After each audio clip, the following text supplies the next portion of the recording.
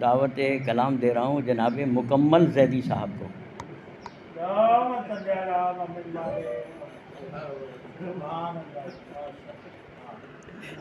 کیسا؟ بہت شکر گزار ہوں میں قمر بھائی کی محبتوں کا۔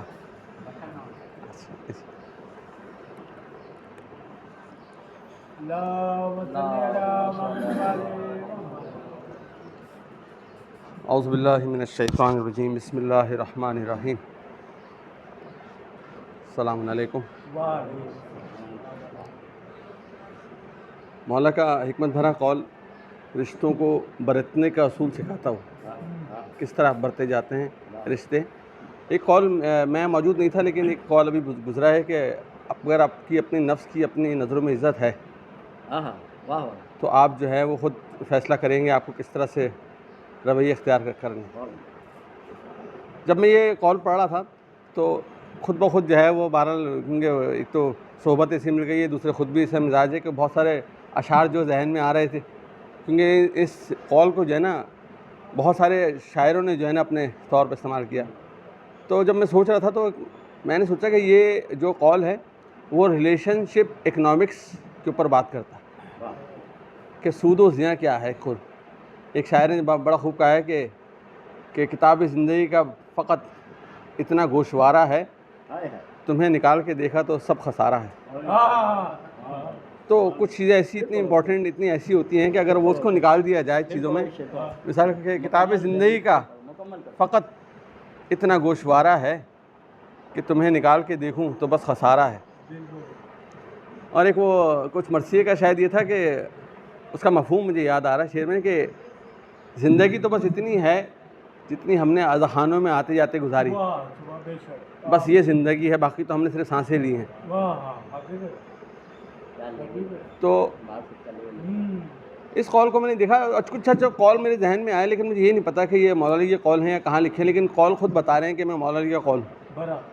اس میں کہ نہ اتنے سخت بنو کہ توڑ دیے جاؤ، نہ اتنے نرم بنو کہ نچوڑ دیے جاؤ۔ اور ایک قول اور تھا کہ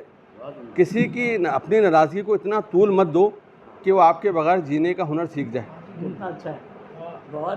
آپ کے بغیر جینے کا مطلب آپ کے ساتھ وہ رہ رہا ہے، آپ کو اتنا امپورٹنٹ سمجھ رہا ہے۔ پہلا جو اس کا حصہ ہے اس میں یہ ہے کہ اگر آپ کی طرف جھک رہا ہے کوئی تو وہ آپ کو احساس دلا رہا ہے کہ یو آر امپورٹنٹ، آپ اس کے لیے اہم ہو۔ آپ اگر اس کو ٹھکرا دو گے تو یہ آپ کا اپنا نقصان ہے کہ اس نے آپ کو ایک اہمیت دے رہی ہے، آپ اس طرف جا رہے ہو جہاں آپ کی اہمیت نہیں ہو رہی ہے، آپ کو جو ہے کوئی اہمیت نہیں دی جا رہی ہے، اور لیکن آپ اس طرف، جیسے ابھی ایران کا ذکر کیا قمر بھائی نے، تو دیکھ کتنا بھرپور طریقے سے جو ہے وہ اظہار اس موجودہ دور میں نظر آتا ہے۔ سین تو ہے، منظر تو ہے، لیکن یہ موجودہ عہد کا منظر ہے، باقی بھی قصے بھی ہیں لیکن وہ گزرے ہوئے منظر ہیں۔ تو ابھی جو ہمیں منظر نظر آتا ہے ایران کی صورت میں کہ ایک حد تک انہوں نے جو ہے کوشش کری، لیکن جب بات نہیں بنی تو اب خود نقصان بھگت رہے ہیں، نقصان بھگت رہے ہیں خود، ان کے جو ہے وہ اتنا نقصان ہو رہا ہے کہ خود چاہ رہے ہیں کس طرح سے کوئی صلح ہو جائے، لیکن وہ راستہ نکالنا چاہ رہے ہیں کیونکہ ہم اتنے بڑے ہیں، متکبر، مطلب تکبر کے سارے ریکارڈ جو ہیں وہ اس دور میں ٹوٹتے نظر آ رہے ہیں، لیکن خدا بھی جسے عزت دینا چاہے اسے عزت دے رہا ہے۔ تو یہاں پر اس قول میں ایک تو یہ ہے کہ اپنے نفس کی جو ہے وہ عزت کریں، آپ اپنے آپ کو جو ہے وہ، اور دوسرا یہ ہے کہ دوسرے کی بھی عزت کریں۔ یہاں دوسرے حصے میں جو ہے وہ جھکنا نہیں، یہاں پہ یہ اتنا گر مت جاؤ، کیونکہ ایک حد تک تو آپ جھک سکتے ہیں، لیکن یہاں گرنے کو منع کیا ہے کہ اتنا مت گرو کہ اپنی آپ عزت گنوا دو۔ اگر ہم مثالوں پر آئیں تو اسی ہستیوں کی اگر مثالیں لیں تو جناب حر کا واقعہ ہمیں نظر آتا ہے کہ دیکھیں سارے اس کربلا میں لانے کا جو محرک بنا یا جو جس کی وجہ سے وہ مولا جو ہے کربلا میں آتے ہیں وہ جناب حر ہیں، لیکن کتنی عزت دی جب وہ آیا ہے صبح عاشور، کس طرح مولا نے اس کو گلے لگایا ہے۔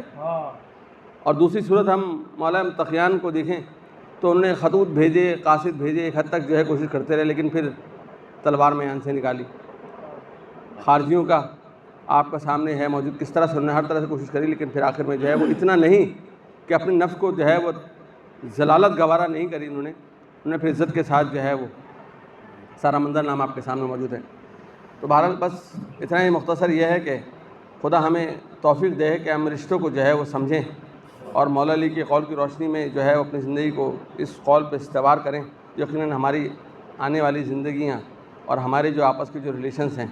وہ بڑے مستحکم اور بہت مضبوط ہو جائیں گے. بر محمد و آل محمد صلوات.